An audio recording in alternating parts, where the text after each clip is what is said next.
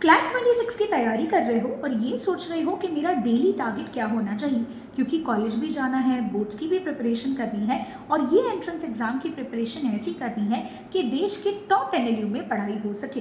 तो guys, daily habits में से फर्स्ट चीज़ आएगी कि हमें न्यूज़पेपर रेगुलर बेसिस पे पढ़ना है। कौन सा न्यूज़पेपर पढ़ना है? अब द हिंदू न्यूज़पेपर पढ़ सकते हो या फिर इंडियन एक्सप्रेस न्यूज़पेपर भी पढ़ सकते हो। दोनों में से कोई भी न्यूज़पेपर में आपको सही तरीके से जो है प्रॉपर न्यूज़ को पढ़ना है, साथ ही साथ एडिटोरियल्स भी रेफर करने हैं। इसके अलावा अगर हम बात करें सेक्शन वाइज, तो कितने आरसी हर रोज सॉल्व करने हैं? तो इंग्लिश के कम से कम 1 या 2 आरसी डेली बेसिस पे सॉल्व करने हैं।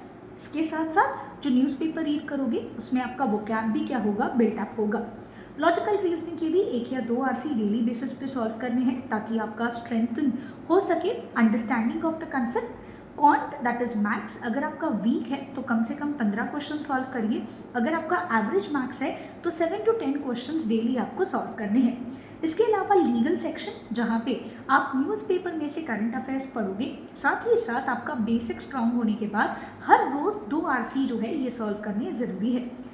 जीके करंट अफेयर्स से भी कम से कम 10 क्वेश्चंस डेली बेसिस पे सॉल्व करिए। ये 10 क्वेश्चन वन लाइनर भी हो सकते हैं या कोई टॉपिक जो इस वक्त चल रहा है, जैसे रशिया यूक्रेन वॉर हो गया, डोनाल्ड ट्रंप का अपॉइंटमेंट एज अ प्रेसिडेंट हो गया, एट्सेट्रा। तो हर एक दिन पे आपको जो है कुछ ना कुछ एमसीक्यूज क्या करने हैं, प्रैक्टिस करने हैं। इससे क्या होगा कि कंसेप्ट की तैयारी के साथ साथ एमसीक्यू प्रैक्टिस भी होगी। Follow video care for more updates.